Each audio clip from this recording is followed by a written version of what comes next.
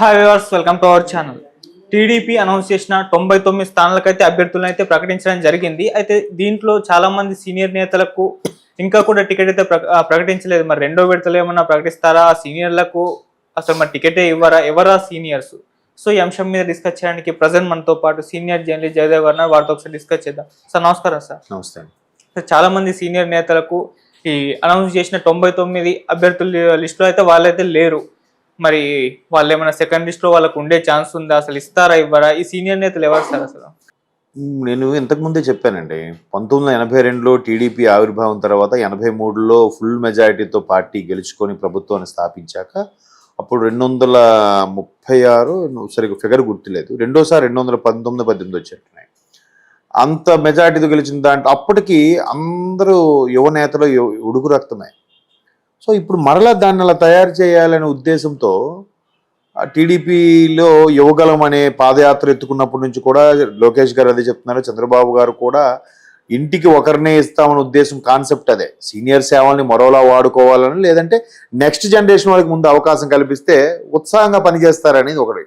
అంటే సీనియర్స్ ఉంటారు కొంతమంది, జూనియర్స్ కూడా ఉంటే ఇద్దరు క్లబ్ అయి పనిచేయడం వల్ల ఒక పరుగులు పెడుతుంది కదా పార్టీ కానీ ప్రభుత్వం కానీ అని ఉద్దేశంతో కొత్త వాళ్ళకి ఇస్తామన్నారు. అట్లాగే ఇచ్చారు కూడా. అయితే ఇలాంటివి ఇచ్చినప్పుడు కొంతమంది కొన్ని ప్లేసుల్లో మొండి చేయడానికి కారణం మేబీ వాళ్ళకి ఎంపీ స్థానం కల్పిస్తారా, లేదంటే ఎమ్మెల్సీగా ఉంచి వాళ్ళ సేవలు వాడుకుంటారా, లేదా బలమైన నామినేటెడ్ పోస్ట్ ఏమైనా ఇవ్వబోతున్నారా, రకరకాల రీజన్స్ ఉండొచ్చు కదా. అప్పుడే ఎందుకు డిక్లేర్ చేసేస్తాం? అప్పుడే ఎందుకు మనం? అయితే దాంట్లో ప్రధానంగా వినపడిన పేర్లు ఎవరంటే శ్రీకాకుళం జిల్లా నుంచి స్టార్ట్ చేస్తే శ్రీకాకుళం జిల్లా కళా వెంకట్రావు గారి పేరు. ఒకప్పుడు ఆయన అనుకుంటా కదా టీడీపీ అధ్యక్షులుగా కూడా ఉన్నారు ఇంతకుముందు, అచ్చెన్నాయుడు గారి ముందు. తర్వాత వైజాగ్ డిస్ట్రిక్ట్కి వస్తే విశాఖ జిల్లాకి గంటా శ్రీనివాస్ గారి పేరు రాలేదు. తర్వాత గోదావరి జిల్లాలకు వస్తే బుచ్చే చౌదరి గారి పేరు. తర్వాత కృష్ణాకు వస్తే దేవినేని ఉమా గారి పేరు. ఇంకా అలా కిందకి వెళ్తే వాళ్ళకి నెల్లూరు వెళ్ళామంటే మన ఆనం రామనారాయణ గారు ఉన్నారు, సోమిరెడ్డి చంద్రమోహన్ రెడ్డి గారు ఉన్నారు. ఇంత ప్రతి ఒక్కరు కూడా సీనియర్స్. వీళ్ళందరూ వీళ్ళ సేవలు వీళ్ళు ఇది అవసరమే. బట్ వీళ్ళకి ఎటువంటి సముచిత స్థానం కల్పించబోతున్నారు అనేది చూడాలి. కాకపోతే వీళ్ళు ఎక్కడ కూడా వ్యతిరేక స్వరాలు ఏమి వినిపించలేదు కదా, లేదా కింద కార్యకర్తలు పురమాయించారా వీళ్ళు ధర్నా చేయండి గొడవ చేయండి అనేది ఎక్కడ రాలేదు కదా. వస్తుంది, టైం పడుతుంది. ఏంటి లేదు, నెక్స్ట్ 57 మంది ఇంకా డిక్లేర్ చేయాల్సి ఉంది కదా. 94, 24 కలిపితే 118 ఎంతో అవుతుంది. అంటే ఇంకా 175కి 57 స్థానాలు పెండింగ్ ఉన్నాయి కదా. 57 స్థానాలు పెండింగ్ ఉంటే ఆ 57 స్థానాల్లో వీళ్ళకి వేరే ప్లేస్లోకి వెళ్ళి మార్చి పోటీ చేయమనే ఛాన్సెస్ ఉండొచ్చా, ఉండకపోవచ్చా? There is a chance. ఇప్పుడు నేను చెప్పిన సోకాల్ లీడర్స్ అందరూ కూడా ఫెమిలియరే. రాష్ట్ర స్థాయి, నేషనల్ స్థాయిలో ఉన్న లీడర్సే. గంటా శ్రీనివాస్ గారి పేరు తెలియని వాళ్ళు లేరు, కళా వెంకట గారి పేరు తెలియని వాళ్ళు లేరు, బుచ్చే చౌదరి గారి పేరు, గోరంట బుచ్చే చౌదరి గారి పేరు తెలియని వాళ్ళు లేరు, సోమిరెడ్డి చంద్రమోహన్ రెడ్డి గారు, ఆనం రామనారాయణ రెడ్డి గారు, వీళ్ళందరూ ఇంతమంది సీనియర్ నేతలు ఫెమిలియర్ కదా. వీళ్ళు అదే జిల్లాలో ఇంకొక నియోజకవర్గం నుంచి పోటీ చేయించేమో, ఏదైతే డిక్లేర్ చేయబడలేదో ఆ నియోజకవర్గం చేయించేమో, లేదా వారి సేవలను ఇంకోలా వాడొచ్చేమో. ఆల్రెడీ కసరత్తు చేయకుండా ఉండదు కదా. పైగా పార్టీ జెండా ఎన్ని జరిగినా పార్టీ జెండా పట్టుకొని మోస్తూ నిలబడే వాళ్ళకి, ఆ విశ్వాసంతో ఉండే వాళ్ళకి ఖచ్చితంగా అన్యాయం చేయబోదు. ఇంతకుముందే మనం మాట్లాడుకున్నాం. ఇప్పుడు రాజేష్ మహాసేన లాంటి వ్యక్తికి, కొత్తగా ఉండే అభ్యర్థికి ఆయన ఎంతవరకు పోటీకి తట్టుకోగలడు, లేదంటే పోటీకి ఖర్చు పెట్టుకోగలడు అనే ఆలోచన కూడా లేకుండా ఖచ్చితంగా ఆయనకు ఆదరణ ఉంది, ఆయన మనకు కష్టకాలంలో నిలబడ్డాడనే ఉద్దేశంతో ఫేవర్ చేసింది కదా టీడీపీ. సో ఇక్కడ కూడా మరి వీళ్ళు ఎప్పటి నుంచో దశాబ్దాల కాలంగా ఈ దేవినేని ఉమా గారు కానీ వీళ్ళందరూ కూడా ప్రయాణిస్తున్నప్పుడు, బుచ్చయ్య చౌదరి గారు కానీ వీళ్ళని ఎందుకు మొండి చేయి చూపిస్తుంది టీడీపీ? సో ఏదో పర్పస్ ఉంటుంది, ఏదో రీజన్ ఉంటుంది. ఇంకో లిస్టు కూడా ఉంది కదా, ఎంపీ స్థానాలు ఇంకా ఉన్నాయి కదా. ఏమో ఎవరు చెప్పగలరు? గంటా శ్రీనివాస్ గారు ఉన్నారు, వైజాగ్ నుంచి ఇస్తారేమో ఎంపీ స్థానానికి, లేదా ఇంకేదైనా కీలకమైన ఎమ్మెల్సీగా ఇచ్చి మినిస్టర్ చేస్తారేమో, లేదా ఆయన నెక్స్ట్ జనరేషన్ వాళ్ళకి ఎవరికైనా ఇచ్చి ఆయనకి ఒక గవర్నమెంట్ స్థానం కల్పిస్తారేమో. ఇప్పుడు అంతే. ఇప్పుడు తుని ఉంది, తునిలో యనమల రామకృష్ణ గారికి కాకుండా వాళ్ళ అమ్మాయికి ఇచ్చారు. ఆమెకి యనమల గీత సంథింగ్ పేరు, గీతైనా శిరీష సంథింగ్. అలాగే పలాస ఉంది, పలాసలో కూడా ఒకప్పటి ఎమ్మెల్యే గారు వాళ్ళ అమ్మాయికి ఇస్తామని అంటున్నారు, శిరీష రావుడ.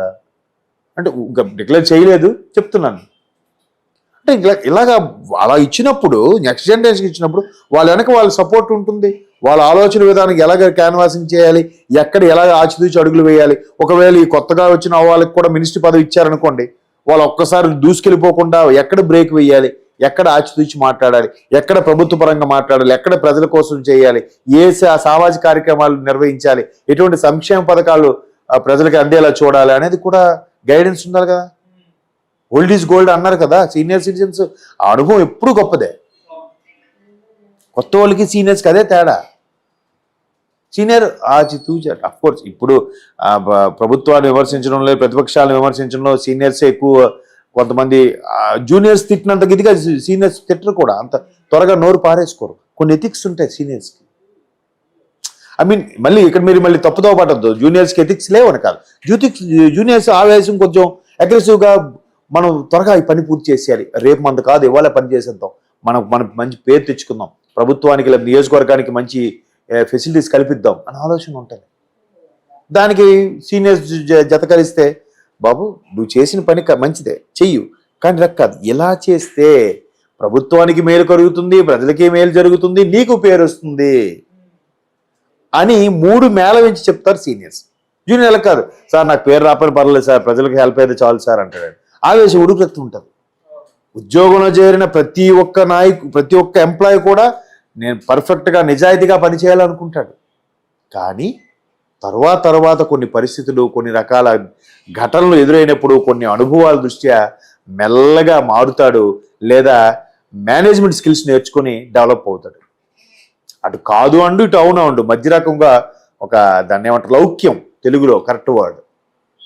ఆ లౌక్యం సీనియర్స్ దగ్గర బాగా ఉంటుంది. మరి అది అవసరమే కదా. సో వాళ్ళు తెర వెనుకుండి తెర ముందు యంగ్ జనరేషన్ పెట్టి నడిపిస్తారు కూడా. అవసరం, వాళ్ళు అవసరం, వీళ్ళు అవసరమే. నువ్వు ఉంటేనే 2 చక్రాల బండి నడుస్తూ వెళ్తుంది. అంతే కదా. ఇప్పుడు మొన్న బీజేపీ కూడా చూడండి ఏం చేసింది, పార్టీల్లో మ్యాక్సిమం యువరక్తం వాళ్ళకే ముఖ్యమంత్రిగా ప్రకటించింది కదా. మరి సెంట్రల్లో ఎంతమంది సీనియర్స్ ఉన్నారు? ఈ రోజుకి అద్వానీ గారికి ఏమైనా వెయిట్ తగ్గిందా? అడ్వాణి గారికి వెయిట్ అడ్వాణి గారిదేగా. మోడీ గారు మరి 60+ ఉన్న ఆయన వెయిట్ ఆయనకు ఉందిగా. రాజ్నాథ్ సింగ్, చాలామంది సీనియర్స్ ఉన్నారు కదా. అలాగని సీనియర్స్ పక్క పెడుతున్నారా? కొంతమందికి కొన్ని రకాల అవకాశాలు ఇస్తున్నారు. రామ్నాథ్ కోవింద్ గారు అనేవారు మాజీ రాష్ట్రపతి, ఆయన గతంలో చాలా సేవలు చేశారట. ఆయనకి ఆ సముచిత స్థానం కల్పించాలి, తీసుకొచ్చారు, సడన్గా రాష్ట్రపతి చేశారు. ఎవరు చెప్పక్కర్లే, సేవలు గుర్తిస్తారు.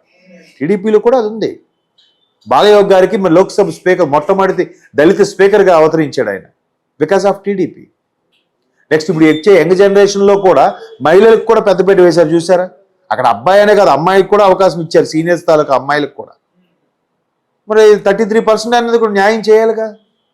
రిజర్వేషన్ ఉన్న సీట్ల వరకు తప్పదు, కేటాయించాలి. అది ఎస్సీయా ఎస్టీయా వాళ్ళకి ఇవ్వాలి.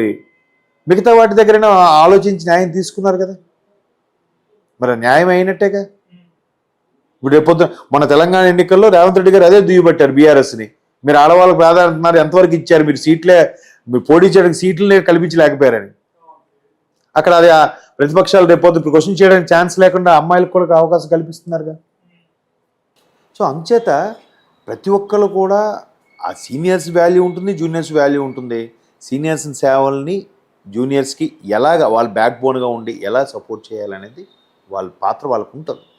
ఇప్పుడే అందుకే తొందరపడి నిర్ణయాలు తీసుకోవడం వల్ల కొన్ని జరగాల్సినవి మిస్ అయిపోతుంటాయి. ఇప్పుడు టీడీపీ జనసేన కూటమిలో కూడా కొంతమంది జనసేన నుంచే ఎక్స్పెక్ట్ చేసిన డిసప్పాయింట్ అవుతారు కదా. మరి వాళ్ళ పరిస్థితి ఏంటి? ప్రభుత్వం రానివ్వండి అయ్యా, మీకు ఏదో చూస్తాము చేస్తాము అని ఏదో ఉంటుంది.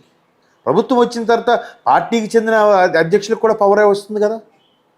అది ప్రభుత్వానికి చెందిన పదవి కాకపోయినా పార్టీ అధ్యక్షుడు అనేసరికి ఒక పవర్. ఇప్పుడు సెంట్రల్లో బీజేపీ ఉంది, నడ్డా గారికి ఎందుకు అంత ఇమేజ్? ఆయన అధ్యక్షుడు, బీజేపీ అధ్యక్షుడు అంటే ఎంత ఇమేజ్? ఒక ప్రధానమంత్రికి ఉన్న ఫాలోయింగ్ క్రేజు, ఆ సెక్యూరిటీ ఉంటుందా లేదా? అలాంటివన్నీ కల్పించబడతాయి. తర్వాత వెయిట్ చేయాలి, ఆవేశపడితే జరగదు. అర్థమైందా? సో కాబట్టి సీనియర్స్ కూడా మంచి మంచి ఇప్పటి నుంచో ఉన్న సీనియర్స్, అలాగైతే ఎప్పుడో ఇప్పటికి పార్టీ ఫిరాయింపులకి వెళ్ళిపోయేవారుగా. ఇప్పుడు నేను చెప్పిన సోకాల్డ్ లీడర్స్, సీనియర్ లీడర్స్, వాళ్ళు ఖచ్చితంగా ఈ పార్టీ కోసం నమ్ముకొని ఉన్నవాళ్ళు కాబట్టి వాళ్ళు అంత త్వరగా ఆవేశపడరు. మీరే చూస్తారు వాళ్ళకి ఎటువంటి స్థానం కల్పించబడుతుంది అనేది.